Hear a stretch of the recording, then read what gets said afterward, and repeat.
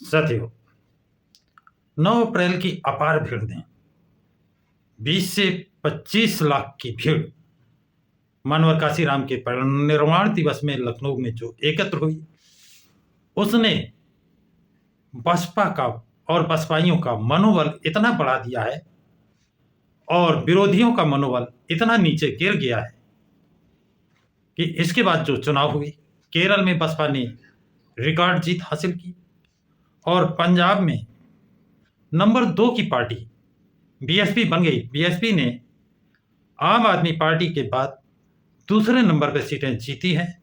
उसने कांग्रेस को, बीएसपी ने कांग्रेस को, बीजेपी को, अकाली दल को पीछे छोड़ दिया है। अब उसका मुख्य मुकाबला पंजाब में शासक दल जो आम आदमी पार्टी है उससे। इतना ही नहीं, ये जो बढ़ता हुआ ग्राफ, आज जो रिजल्ट महाराष्ट्र का घोषित किया है, महाराष्ट्र में भी बीएसपी ने जीत का परचम फहरा दिया है और वहां के प्रदेश अध्यक्ष परमेश्वर गोड़ारे ने ये घोषणा की है। उन्होंने कहा है कि हम कम से कम 10 सीटें जीतेंगे। इसका असर क्या हो रहा है? देखिए, समाजवादी पार्टी के अध्यक्ष श्री अखिलेश यादव ने अपने प्रवक्ताओं से कहा है, उन्हें हिदायत की है कि बसपा सुप्रीमो मायावती जी के खिलाफ कोई नहीं बोलेगा। आप समझ रहे हैं?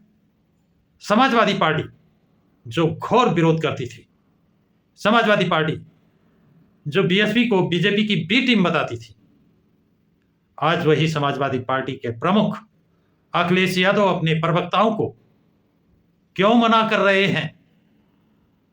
इतना ही नहीं, ओबीसी समाज के नेता, उदाहरण के लिए स्वामी प्रसाद मौर्य, ओपी राजभर, संजय निषाद जैसे नेता रात दिन बसपा सुप्रीमो मायावती के गुणगान कर रहे हैं।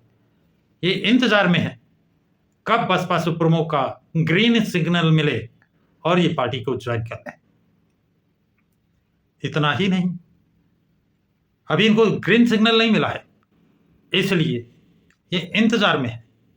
आप देखेंगे पश्चिमी उत्तर प्रदेश में कई दिग्गज मुस्लिम नेता अतिशीघ्र, यानी इस दिसंबर के अंत तक, जिनकी संभावना थी कि फरवरी माह में बीएसपी ज्वाइन करेंगे, वो इतने उतावले हैं बसपा पार्टी को ज्वाइन करने के लिए कि दिसंबर के अंत तक वो बसपा पार्टी को ज्वाइन करेंगे।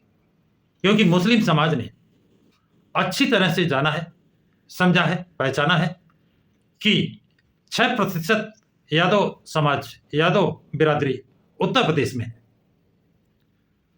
और मुस्लिम और यादव मिलकर के कभी सरकार नहीं बना सकते। 2022 में जब ओबीसी के कई नेता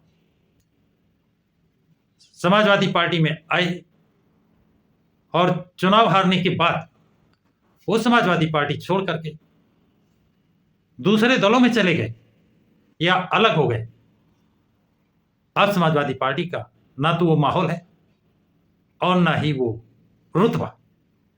ऐसी स्थिति में मुस्लिम समाज अपने आप को ठगा महसूस कर रहा है और उसके सामने एक ही विकल्प है, एक ही रास्ता है। भाजपा को अगर कोई हरा सकता है तो बीएसपी पार्टी। बीएसपी पार्टी का वोट 26% है और 18% मुस्लिम वोट, 44% मोस्ट ओबीसी, जो पिछड़ा हुआ, सबसे पिछड़ा हुआ ओबीसी जातियां, वो आकर के इनका सामंजस्य और बीजेपी को हराने के लिए पर्याप्त है। ये गणित अब लोगों के समझ में आ रही है, क्योंकि आरएसएस या मनवादी विचारधारा के लोग ये प्रचार करने में सफल हुए, जिसमें समाजवादी पार्टी, कांग्रेस, अन्य दल भी शामिल हैं, जो बसपा को बीजेपी की बी टीम कह करके समाजवादी पार्टी को मुख्य लड़ाई में बताते थे। ये लड़ाई उन्होंने 2017 में देखी, 2019 में देखी, 2022 में देखी, 2024 में देखी। और रही बची 2025 में बिहार में देखी। ये देखकर और जो समझदार लोग थे, जो राजनीतिक सोच रखते हैं, आंकड़ों का खेल जानते हैं, उनको पूर्ण विश्वास हो गया है कि बसपा ही पार्टी एक ऐसी पार्टी है कि डीएम फैक्टर दलित और मुस्लिम मिलकर और मोस्ट ओबीसी सबसे पिछड़ी हुई ओबीसी की जातियां मिलकर के बीजेपी सरकार को आईना दिखा सकती हैं, सत्ता से दूर कर सकती है और जो समाज पर अन्याय और अत्याचार हो रहा है उनसे मुक्ति दिला सकते हैं। मुक्ति चाहिए तो बसपा को सरकार में लाना है। और क्योंकि बसपा सुप्रीमो मायावती वो आयरन लेडी जो किसी से डरती नहीं है और किसी दोषी को जेल से बरी भी नहीं कराती है। जैसा कि आपको मालूम है, कुछ सरकारों ने, कुछ पार्टियों ने अपराधियों को जेल से छुड़ाया है, लेकिन बसपा पार्टी ऐसी है, बसपा सुप्रीमो मायावती का रिकॉर्ड है कि अगर उनके पार्टी का कोई सदस्य, भले ही वो मंत्री हो, एमएलए हो, एमपी हो, राज्यसभा सदस्य हो, अगर वो किसी केस में वांछित है, अपराधी है, तो उसको भी बुलाकर वो अपने आवास पर अरेस्ट करा देती हैं, गिरफ्तार कराती है, जिसके कारण उनके शासन में, उनके पीरियड में, उनके शासनकाल में अपराध और अपराधी भयभीत रहते हैं, अपराध गिरता है, अपराधी या तो जेल में रहता है या प्रदेश छोड़कर भाग जाता है। जनता को क्या चाहिए, आम आदमी को क्या चाहिए, आम पब्लिक को क्या चाहिए? शांति।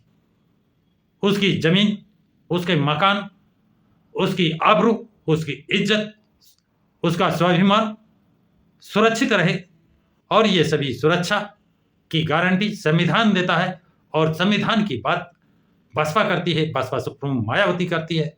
और जब जब उनका शासन रहा है, सभी को समान अधिकार दिए हैं, चाहे वो भर्ती में हो, नियुक्ति में हो। इसलिए जन जन की पुकार, अब चाहिए बसपा की सरकार। तो साथियों, ये जानकारी आप लोगों को कैसी लगी है कमेंट्स बॉक्स में कमेंट जरूर लिखें तथा इस वीडियो को लाइक और शेयर कर प्रकाश हिराज चैनल को सब्सक्राइब करें।